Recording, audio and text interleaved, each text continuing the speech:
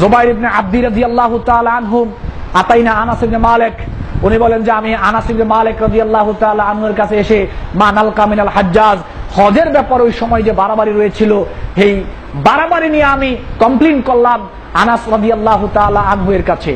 আনাস রাদিয়াল্লাহু তাআলা বলল ইসবিরু, ধৈর্য ধারণ করো, ফাইন্নাহু লা ইয়াতি আলাইকুম জামানুন ইল্লা আল্লাযী বা'দাহু শাররুম মিনহু, ধৈর্য ধারণ করো, অচিরেই তোমাদের মধ্যে এমন একটা সময় আসবে বর্তমান সময় থেকে তার পরবর্তী সময় আরো খারাপ হবে, তার পরবর্তী সময় থেকে তার পরবর্তী সময় আরো খারাপ হবে।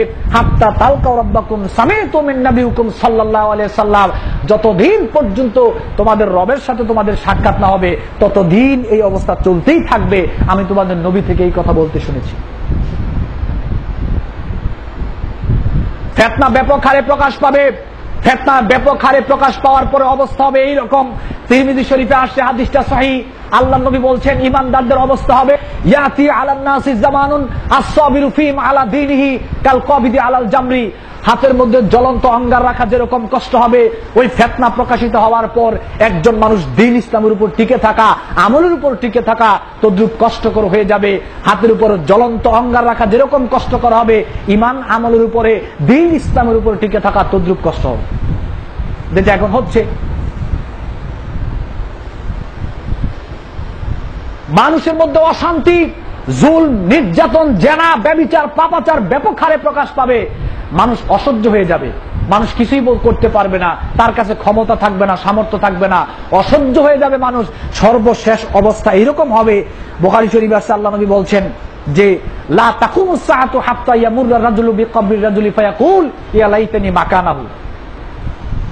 শেষ বেলায় অবস্থা এরকম হবে, রাসূল সাল্লাল্লাহু আলাইহি ওয়াসাল্লাম বলেছেন ততক্ষণ পর্যন্ত কিয়ামত হবে না যেই পর্যন্ত ফিতনা ফাসাদের কারণে সমাজের অবস্থা এরকম হবে, মানুষ অসহ্য হয়ে মানুষ কবরস্থানের পাশ দিয়ে যাবে আর আল্লাহকে বলবে হায় আমি যদি এই কবরে থাকতাম কতই না ভালো হতো। তার মানে তার দুনিয়া ভালো লাগবে না, দুনিয়ার অবস্থা দেখে তার দুনিয়াকে ভালো লাগবে না।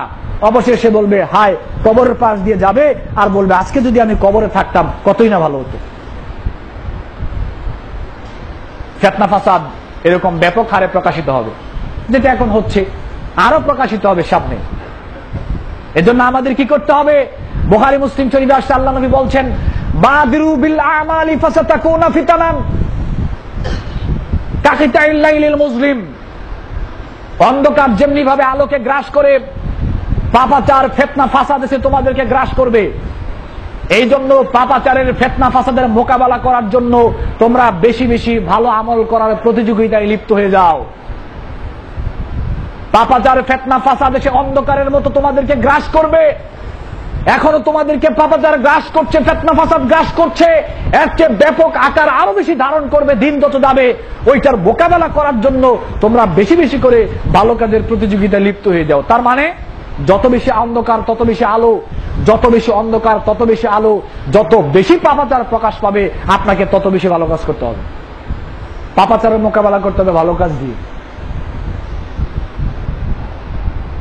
পাপাচারের মোকাবেলা করতে হবে ভালো আমল দিয়ে, ভালো কর্মকাণ্ড দিয়ে। পাপাচারের মোকাবেলায় আপনাকে টিকে থাকতে হবে। পাপাচার যত বেশি হবে ভালো আমল করার মাধ্যমে ঈমানকে আরো মজবুত করে শক্তিশালী করে পাপাচারের মোকাবেলায় আপনাকে টিকে থাকতে হবে। আল্লাহ সুবহানাহু